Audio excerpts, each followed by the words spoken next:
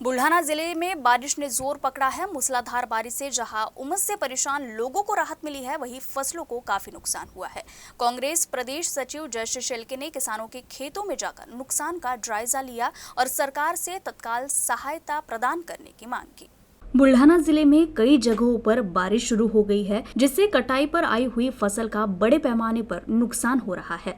मोताला तहसील के पिंपलगांव देवी और धामनगांव बढ़े मंडल के अंतर्गत आने वाले गांव में बादल फटने जैसी बारिश हुई, जिससे बड़े पैमाने पर फसलों को नुकसान हुआ है। कांग्रेस प्रदेश सचिव जयश्री शेलके ने सिंदखेड़, लापाली और गुगली में नुकसान का निरीक्षण किया। साथ ही राज्य सरकार से तत्काल पंचनामा कर किसानों को मदद घोषित करने की मांग की।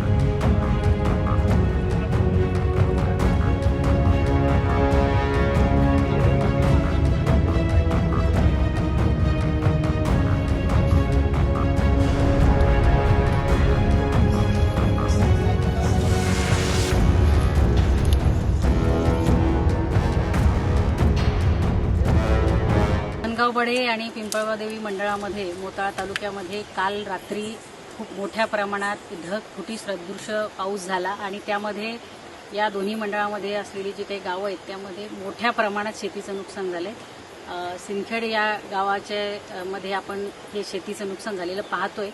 आपल्यासोबत शेतकरी सुद्धा आहेत। आमची शासनाला विनंती आहे की आधीच शेतकरी पिकांना कुठल्याही प्रकारचा चांगला रास्त भाव नसल्यामुळे अडचणीत आहे। शेतीमालाला भाव नाही आणि दुसऱ्या बाजूला शेतीवरचा खर्च वाढत चाललाय। अशा संकटात असताना पुन्हा आता हे आसमानी संकट हे शेतकऱ्यावर ओढवलंय। या परिस्थितीमध्ये शासनाने तातडीने पंचनामे करून तात्काळ मदत ही शेतकरी बांधवांना जाहीर केली पाहिजे।